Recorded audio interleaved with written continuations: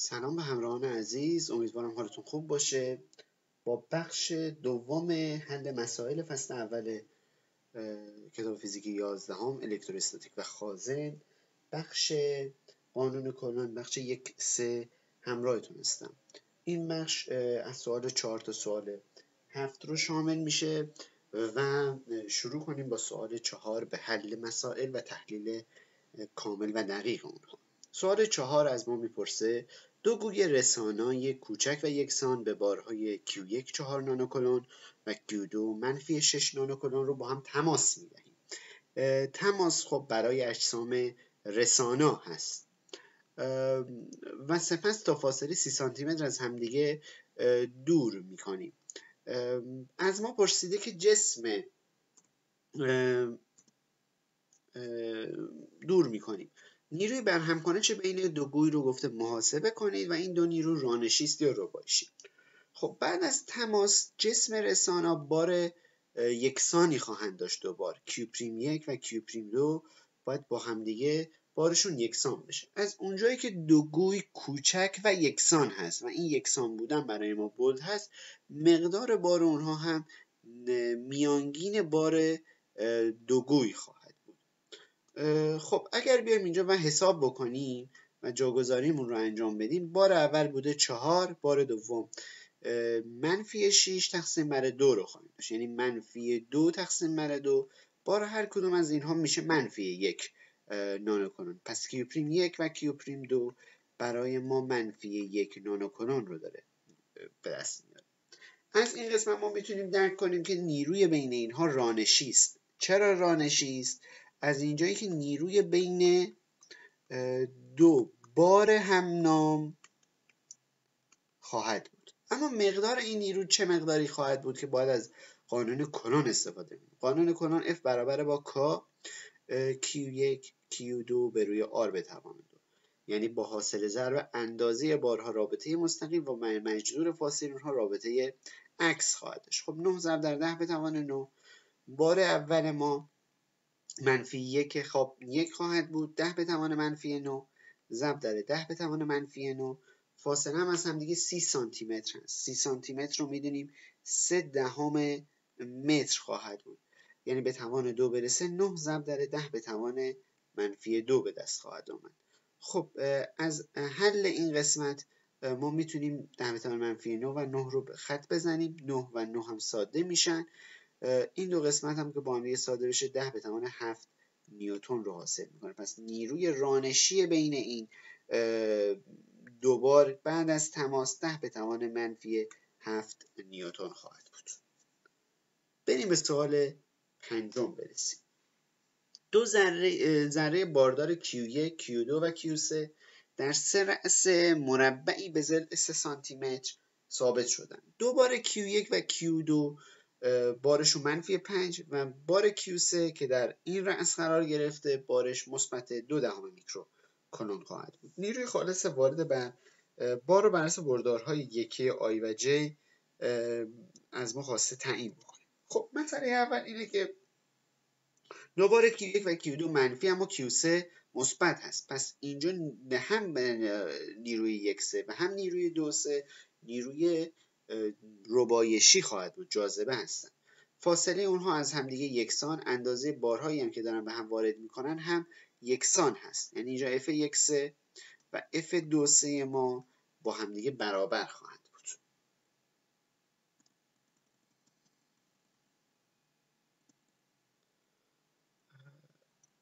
برابر با هم خواهند بود. خب به ادامه حلمون اگر بپردازیم F میدونستیم که K Q به روی R به توان 2 هست. یکی از این موارد رو ما بیایم حل بکنیم. F1-3 یا 2-3 اندازهشون رو به دست بیاریم.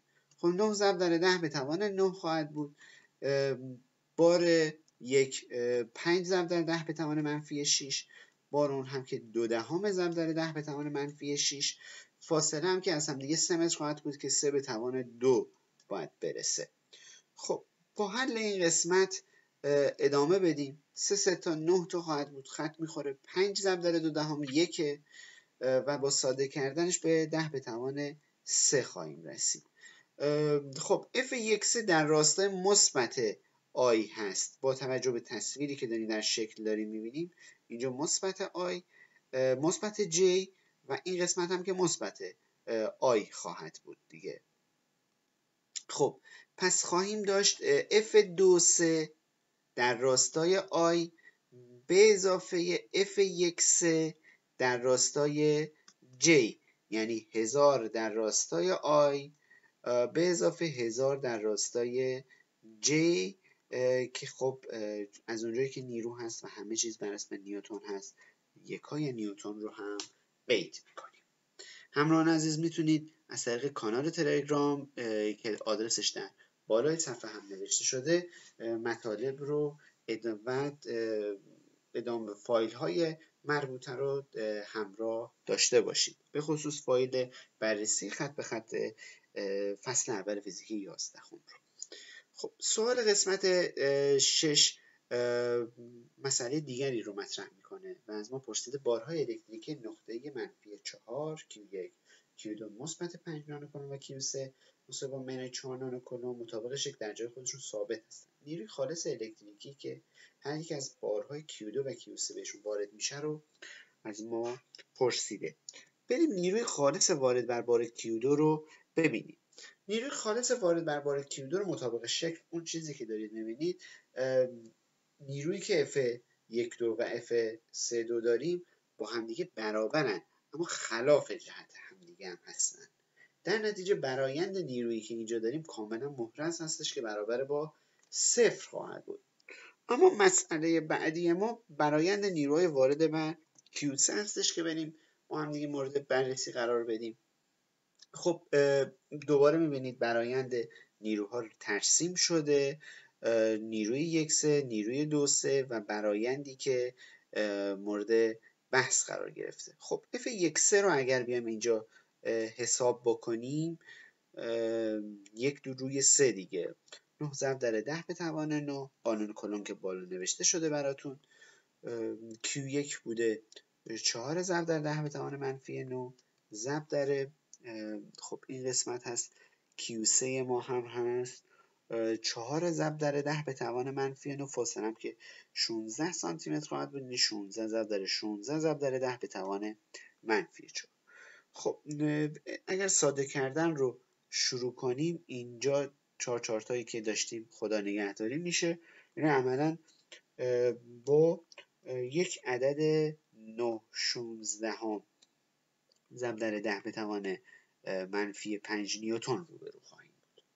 خب اگر قسمت بعدی رو هم حل بکنیم که F2 روی 3 ما خواهد بود،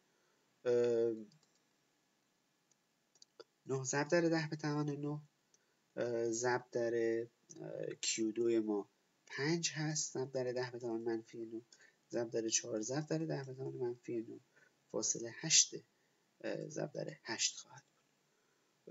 خب اینجا اگر حلمون رو آغاز بکنیم اینجا ساده میشه و 2 داریم و 9 5 تا 45 16 ضرب در 10 به توان منفی 5 نیوتن رو خواهیم داشت. داریم میبینیم که F23 قوی تر هست، پس F برآیند ما که بر بار 3 در حال وارد شدن هست میشه F23 منهای F1-3 از لحاظ اندازه‌ای که 45/16 منهای 9/16 ضرب در 10 به توان منفی 5 هست که فاکتور بگیریم و 45 رو خب از 9 کم کنیم 36/16 ضرب در 10 به توان منفی 5 هست. خب تقسیم بر 4 اگر ساده بکنیم 9/4 ضرب در 10 به توان منفی 5 نیوتن برای ما به دست خواهد آمد. خب اما سوال پایانی بخش قانون کلون رو بررسی کنیم. سوال به ما گفته در شکل روبرو دو گوی مشابه به جرم 2.5 گرم بار یکسان مثبت که در فاصله 1 سانتی متری از هم قرار دارن، به طوری که گلوله بالایی به حال معلق قرار داره. معلق بودنی که در سوال مورد بررسی قرار داده یعنی برایند نیروهای وارد بر جسم صفره.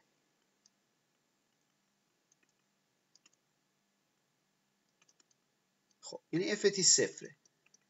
خب ما اگر این چک رو نصب بکنیم داریم اینجا میبینیم که یعنی ft وقتی برابر با صفر خواهد بود یعنی f الکتریکی که به سمت بالا منهای نیروی وزن که به سمت پایین هست برابر با صفر، یعنی f الکتریکی و نیروی وزن با همدیگه برابرن.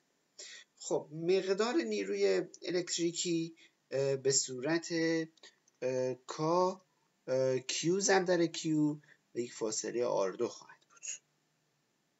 ما اگر ادامه بدیم حلمون رو 2.5 گرم ما میشه 2.5 ضرب در 10 به توان منفی 3 ضرب در G که 10 هست 9 ضرب در 10 به توان 9 دوباری که Q به توان 2 هست اما در فاصله 1 سانتی متر یعنی 10 به توان منفی 4 هست. خب دیگه باید عملیات ساده کردن رو ادامه بدیم و از اینجا Q2 رو ببینیم مقدارش چه مقدار هستش. خب Q به توان 2 ما میتونه 2.5 میدونیم که 5/2 دیگه.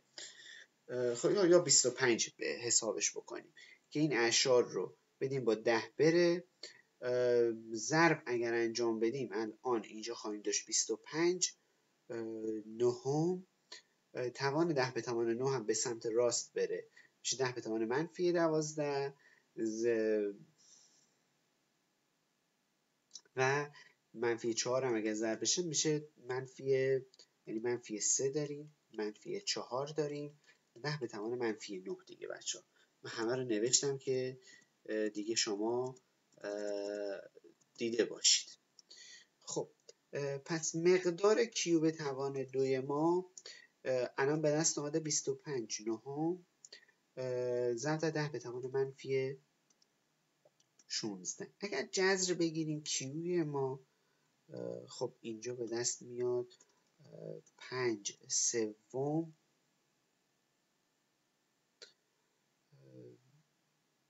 ضرب در 10 به توان منفی 8 کولوم.